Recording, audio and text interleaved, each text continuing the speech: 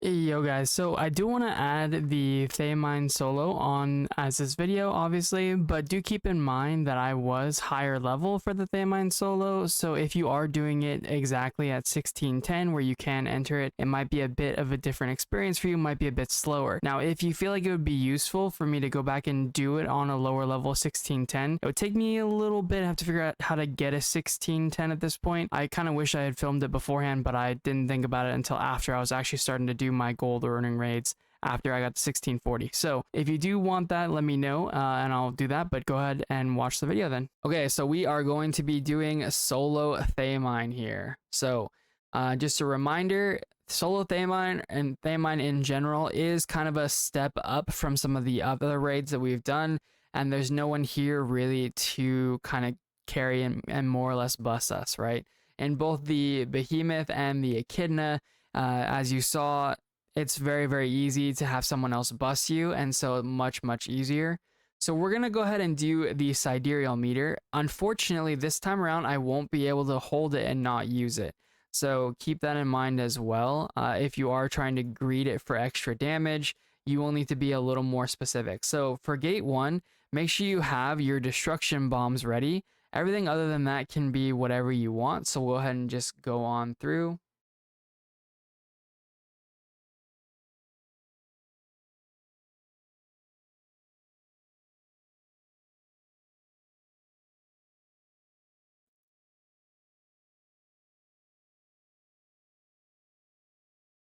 So we're basically jumping from like rooftop here.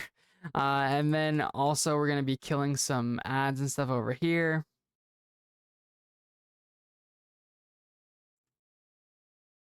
Keep in mind too, we are a lot stronger than you would normally be. Because we have tier 4, we have access to things like our T skill and just a lot more power just in general than you would have normally had at 1610 when you could come in here the first time. So if you did already try 1610 Thaemine, know that once you get to tier 4, it will be much easier to push faster and thus spend less time in the boss dealing with the most mechanics. So we'll also have access to our Hyper Awakening. So we'll go ahead and just go on in.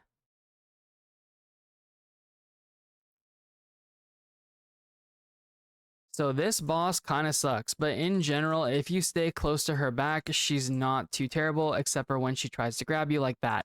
So just keep in mind, she does have back grabs too. This is going to be something that if you do it with other people, you can actually put on someone else. So be careful if you're running that around. I believe she will try and counter here shortly. Oh, I think I pushed her too fast. So from here, you want to just go down to an edge somewhere, probably where it pings, if I had to guess. And then go ahead and throw your destruction grenade. That should make all those go away and then make it so you can do the stagger check. After that, you can kind of collect this stuff. You'll need to collect those organisms, those red things on the ground, just to make sure that you can activate the final ability. But if you can, try and grab 10 of them over the course of the fight. We did already push her, it looks like. Oh, we're good, we're good. Get out of this.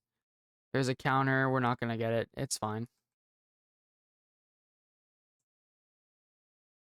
Oh, make sure you run away from those.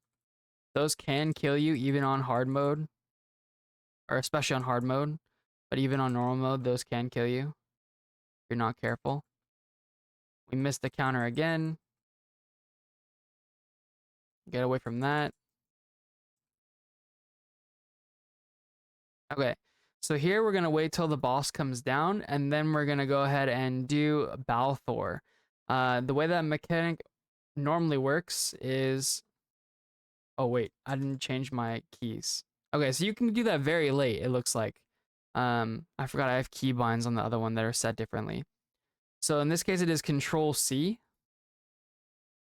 We want to get ready to go and jump on this thing here. We'll go ahead and throw our destruction grenade, and that will let it pick us up. That will basically complete the mechanic here. Balthor basically knocked her up and allowed us to live that mechanic.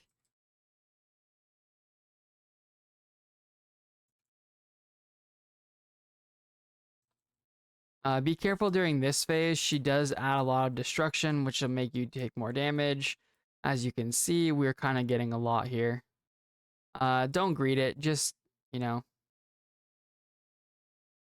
you're going to do plenty of damage on this boss, especially in solo mode. So really don't worry about trying to... I probably could have waited and done the counter there, but I just greeted anyway. Notice how, like, even when I'm getting hit by stuff, even with the destruction check here, she's not really doing any damage to us. Part of that is because of our item level, but part of that is also just the fact that it's solo mode. And most solo modes in the game are, like, incredibly, incredibly easy in comparison to their actual, like, counterparts. So we did push so fast, we didn't have to do the next, you know, destruction bomb thing. But she might do that thing where we had to go all the way south. Oh, we should have countered this. Okay, note to self, counter those next time. I run away again. We don't want to get hit by that. These eyes on the ground will actually do a bunch of damage and they'll try and eat you. So make sure you pop them by running over them and then walking away. You don't want to get stuck and get eaten there. Nice, we got that counter, big. Alright, so we're going to go ahead and Balthor at this point. Because we have stacks of the Parasite, we'll be able to Balthor here and get a huge buff. And that will also get you that achievement. The more stacks of the Parasite you have, I think I only have like 3 or 4 or something, the better off you'll be. You'll do more damage and stuff. You can just burst your shield down even easier, but you only need 1 stack of it to get it there. So overall, gate 1 pretty easy. To be honest, even when we were running it back in the day, most people didn't know how most of the mechanics work, including the stagger. Part of the reason why I'm so bad with the stagger. But notice we start getting a decent amount of bound gold there. So we'll go ahead and go on to gate 2. Gate 2 does have the mechs that can get you in a little more trouble and in a few spots that even you won't see on solo mode at all, because I believe they got rid of them. So I'll try and talk about those very, very briefly as well.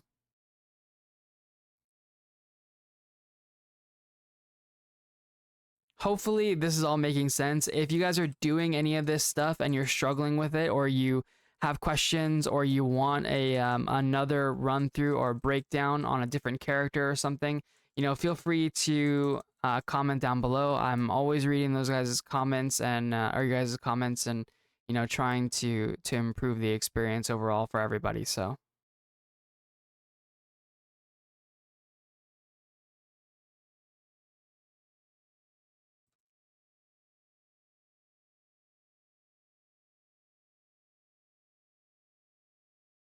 we killed those mobs. We're just gonna keep running down here.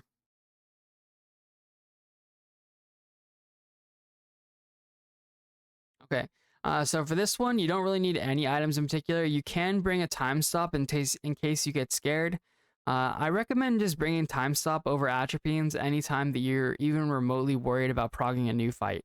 If you get scared and feel the need to time stop, or even need to just, you know, wait out some time until your potion is available again, it's always a good option. So this guy does target you with a lot of lightning. If you get struck by the lightning, you will get stunned, so keep that in mind. Again, a boss where like just kind of standing behind him is not a bad idea. So anytime that you can be behind him, you know, feel free. We preemptively hit a counter there because we are Aeromancer. All right, big T skill, nice.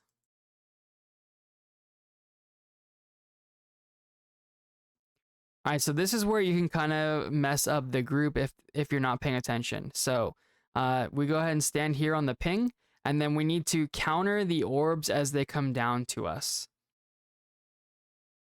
So there, and then we counter it, and then we run off to the side. Normally you do 1, 2, 3, 4. Oh shit.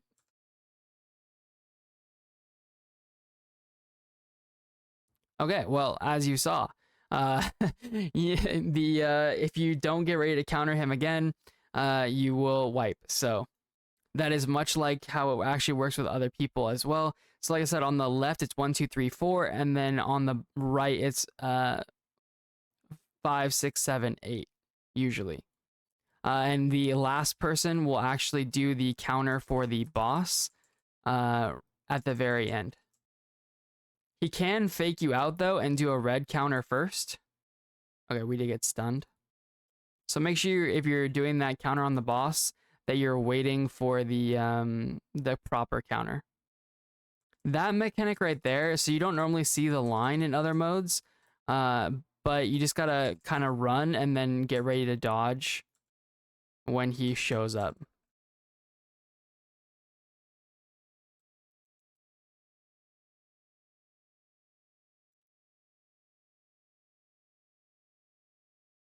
Okay, we just kind of keep standing behind him and keep pushing him. All right, we're doing the mech again.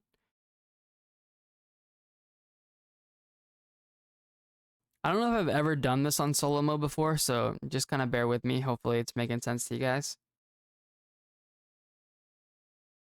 All right, so we get our orb. Most of the time, only one person gets one counter, so you don't actually normally do 2 counters here.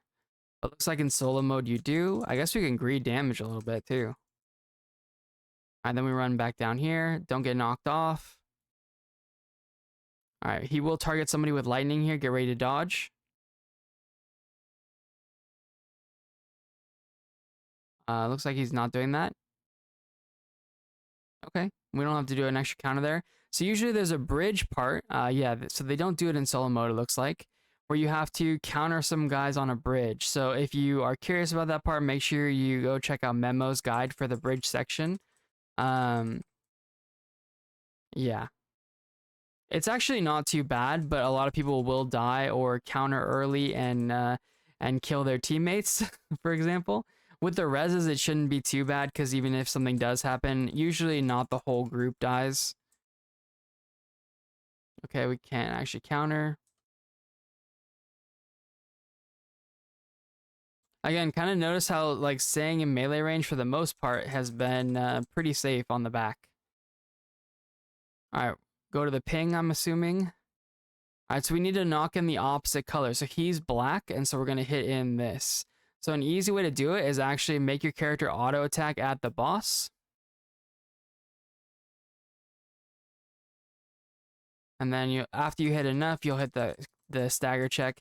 If you do mess up enough, you can do some amount of stagger with your regular abilities, but it does, you know, take a lot of stagger. So you realistically should do it with the orbs when you can.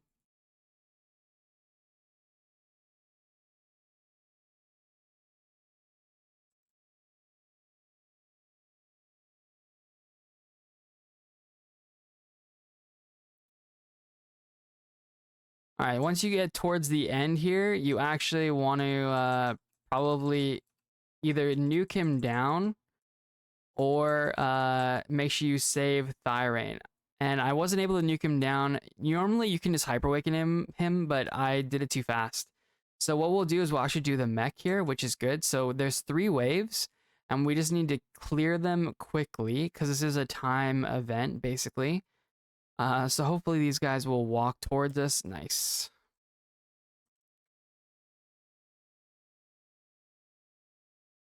There we go. And then there's 2 dragons. Wait for them to charge and kind of line up for you. All right, this one is charging at us. Dodge it, and then we're going to go ahead and throw Thaemine so that it hits both of the dragons. And then that will clear the time limit for you very easily. I don't know if the time limit is as strict in this mode, but then you just nuke the boss and you're good to go.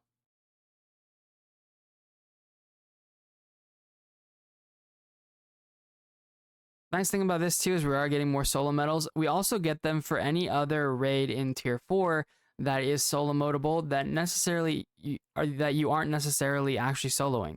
So we did get them for the Echidna run as well, and you'll get them for A gear on top of that. All right, we're gonna go ahead and proceed. I'm trying to use the sidereals very sparingly, so that way you guys have all the extra room that you may need. You can use, like Thaemine or Balthor or whatever for damage or protection, respectively. Or like in this fight, like I mentioned in the previous challenge one, You can use a Zena to kind of give you shields and stuff like that too.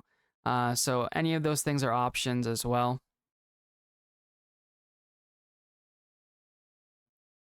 Hopefully you'll be able to use those with a lot of flexibility. And then if you are a little bit slower on damage, know that you will have access to your hyper awakening if you're in tier 4, right? So that's always good. I always recommend bringing time stop to everybody who's doing Thaemine legit. And the reason for that is because there's several things in here that can 100% kill you very easily. You know, it's not as big of a deal now that we have reses, but at the same time, you know, you don't really want to die and waste your res on something you could have lived through. So go ahead and run back again. All right, he's opening his right hand this time.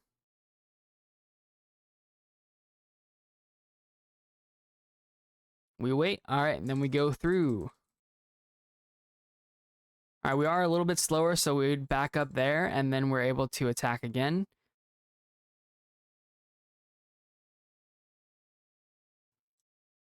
And then this boss is literally perfect for sitting on the back as often as possible, except for right now. That's a back grab. It's a back grab, and then he always hits to his left. So don't forget that too.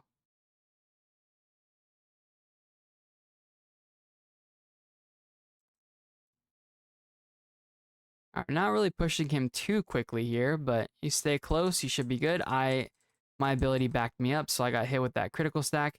Does mean I will take more damage though, so we need to go back to the middle now and be ready for the sword. So you can control C here for Elwyn's Grace or whatever her name is.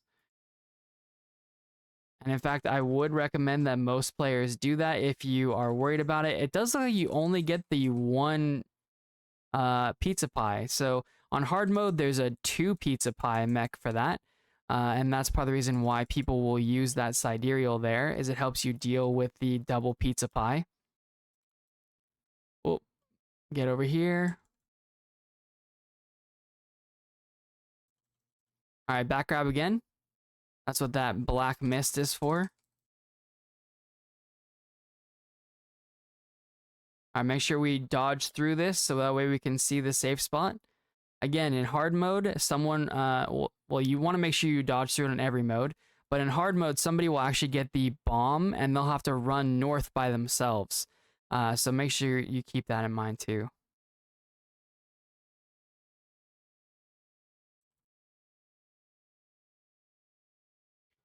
So we do have the sword on us, so we should run this out like a good peepo if we're running it with other people, but we don't really care. That was a 180 knockout.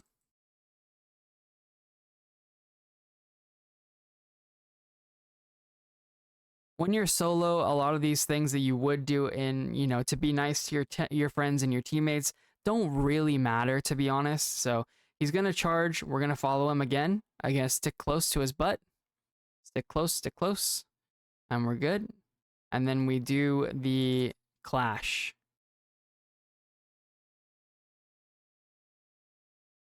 Okay, only good that time. Looks like it's maybe only Q's again this time. Ideally, you get a perfect every time, but as long as you don't get a bad here, you'll be okay. And the first clash doesn't actually kill you if you mess up. So, some of the other clashes do. Then we break his shield right there. It seems like it was pretty simple to break. That's another place you could use Azena or Elwyn's Grace, whatever. Control C, the third sidereal there. If you are feeling worried. We're going to make sure we're staying out here. So keep in mind, too, we did defeat the sword, so now he is empowered. He has all of his empowered mechanics. He's doing the Virgil, is what everyone calls this, so make sure you get away from that, and then he's going to target us. We just run it away from him. Okay, mechanics again. This one doesn't change, just a safe spot. 180 knockout.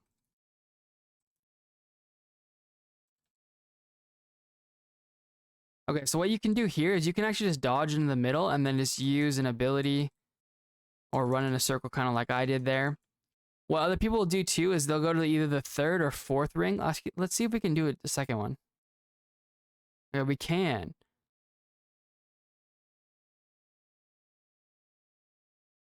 Looks like maybe they're all Q as well.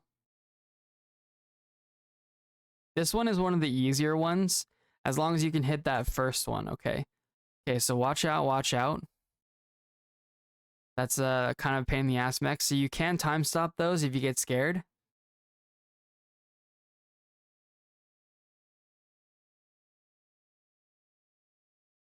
Run behind him.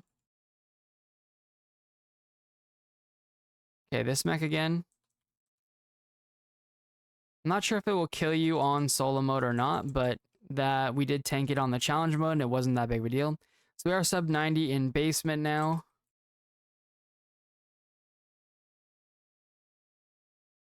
You can also use Nineveh during any of these to you know, get some more damage and stuff too.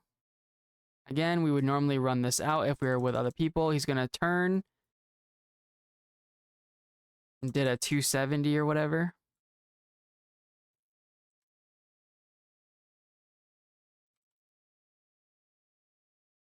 We do have our Hyper Awakening. I'm not gonna use it. I'm just gonna use regular damage, just, you know, trying to keep this as representative for you guys as possible.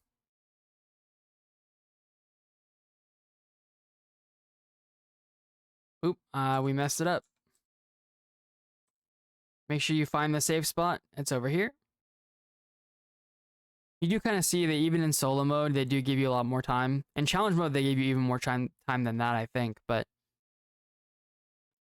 And then we go over here, we find ourselves again, and then we're just going to auto attack ourselves like last time and let the Transcendence kill it for us. Again, really valuable to have Transcendence before doing this. Just makes your life so much easier. Transcendence on the pants, by the way. Level 5 is what gives you that effect. And then we stand here and we go kitty corner. And then it's another clash. I'm going to try and do the clash just so you guys can see it. I'm not very good at this one.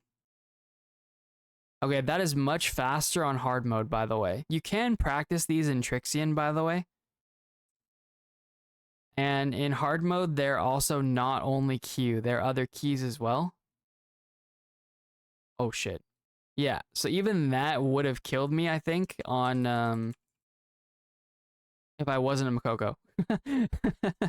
So yeah, just an example of you know, how not to do it, right? All right, so it is dead now. And like I said, I didn't use any sidereals there, so hopefully that should be pretty representative of what you guys can actually do, especially when you get to tier 4. You know, if you're doing it earlier, trying to get some more of that solo mode gear and gold and stuff, maybe at like 1610 or lower, you know, it might be kind of an issue. But, you know, I think it was like 2,200 from gate 1 and 2 and 3,700 here. So it is a pretty significant amount of gold if you can manage to get through it. However, if you're worried about it, if you're stressed about it, if you feel uncomfortable or feel like you can't do it, you know, don't make yourself like, don't force yourself to do it if you don't want to. If you want to and you want the gold, you know, go for it. But it is a harder fight, definitely, but still very doable, especially on the solo mode.